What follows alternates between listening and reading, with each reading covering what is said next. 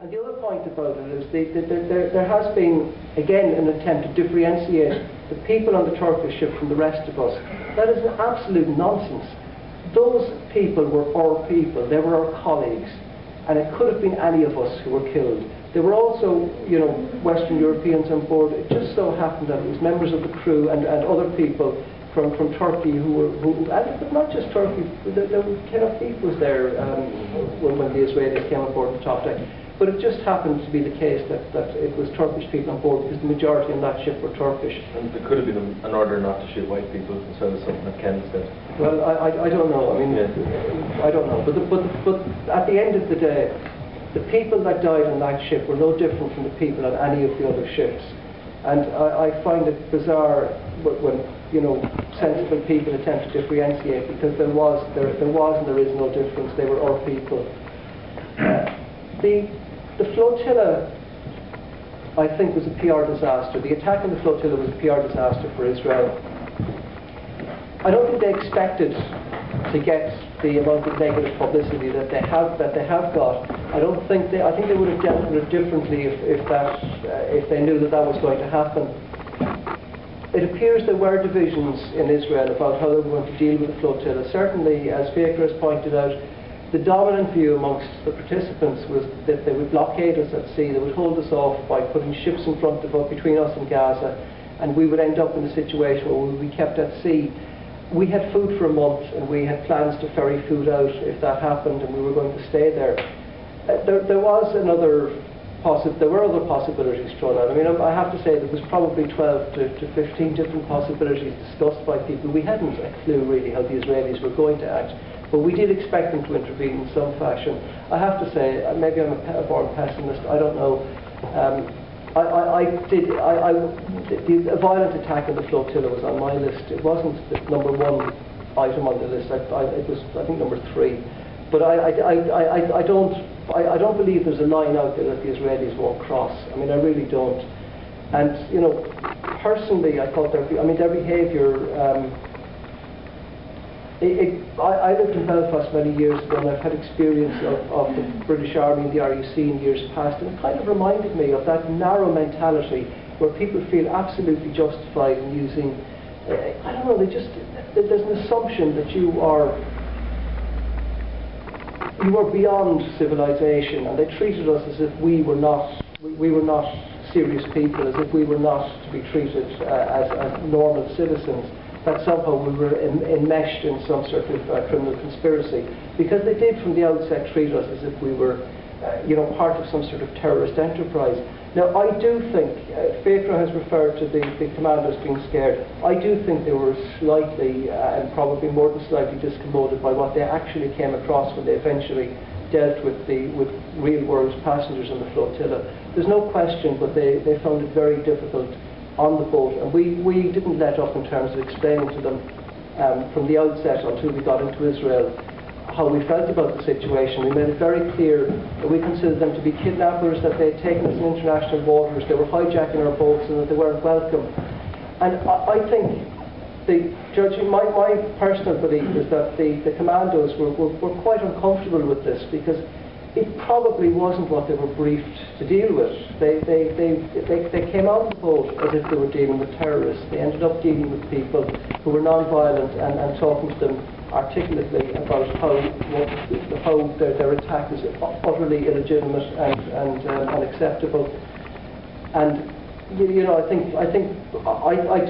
mean, maybe I'm wrong about this, but I do think some of them at least went away with things to think about. I think that a number of them were quite uncomfortable about the day. And I think one of the striking things for me about the flotilla from the outset was the sense of solidarity. And when we eventually linked up, well, actually, I suppose the solidarity was there from the beginning, but there were very strong moments. There were moments when it was really, really clear. One of those moments was when we were stuck in Famagusta in northern Cyprus. We weren't being allowed out. In a domino effect, the Israelis had put pressure on southern Cyprus, who had excluded us from Cypriot waters. The northern Cypriots, because they were in negotiations about unity with southern Cyprus, almost certainly weren't willing to upset the southern Cypriots, so they despite a very warm initial welcome, the mayor of Famagusta actually brought out lots of food to us. So he sent us lots and lots of food. It was really nice, lasted a few days, it was wonderful. But despite that, they eventually locked us into the port and wouldn't allow us out. And negotiations had to be held to get us out. The flotilla remained at sea and refused to move on, refused to move away from international waters outside of Cyprus until we were released. They stayed and they stayed and they stayed until negotiations secured our release from the port. And we went out to join that flotilla as a result of that solidarity. And again, I suppose another moment for me that was striking in terms of how the whole thing came about was the following morning. When we got there at 2 o'clock in the morning, when we woke up the following morning, we saw the flotilla across the horizon. Certainly it struck me, and I think it struck everybody else. This was a flotilla put together through grassroots organising. This wasn't a flotilla put together by government. It was put together by people like yourselves, people like ourselves.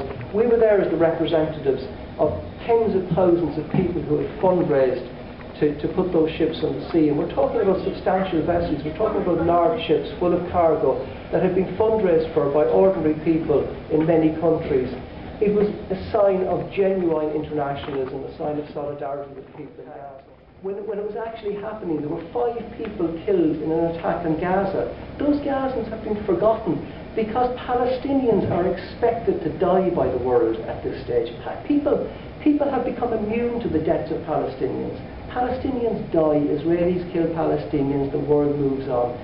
The killing of internationals on the flotilla changed the situation, because there is still a sense in which the international community will not accept the deaths of international non-Palestinians, non-Arabs at the hands of the Israeli apartheid regime. And that outrage, I think, can be used in a very positive way to support the people of Gaza, and it must be. For us, we believe in, I'm a member of both the Free Gaza movement and the Ireland-Palestine Solidarity Campaign. I would encourage people, by the way, to join the IPSC, which is it's very active in Ireland, and it's engaged in a very concerted campaign to encourage people to support the BDS movement against Israel. The BDS movement is boycott, divestment and sanctions against the Israeli state. And on a simple level, that means for people like ourselves, don't buy Israeli goods. Don't buy anything that comes out of Israel, because some of the money that you spend on those goods will go back to supporting the apartheid state that does these things. So don't buy Israeli products. Get involved in the Ireland-Palestine Solidarity Campaign, and I'm assuming that people are here because they care. I know you're all here because you care. The next step, I think, if you're not already involved, is to act. For me and the Gaza Freedom Movement, it also means that the flotillas must continue. We are already planning for the second Freedom Flotilla.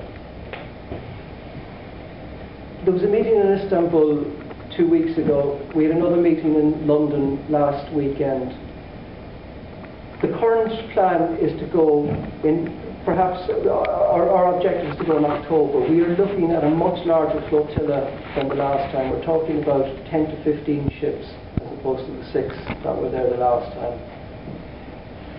A number of ships have already been secured. Well, we have a Challenger vessel in Cyprus already, which has been repaired and it's been prepared for the flotilla. We have the money in Britain to buy a ship which is going to be named after Tom Herndal, who was a 21-year-old International Solidarity Movement activist who was shot dead by the Israelis around the same time that Rachel Corrie was killed. He was killed by an Israeli sniper in Gaza. That ship in Britain will be named after him. I think we're hoping that the ship will take 30 to 50 people from Britain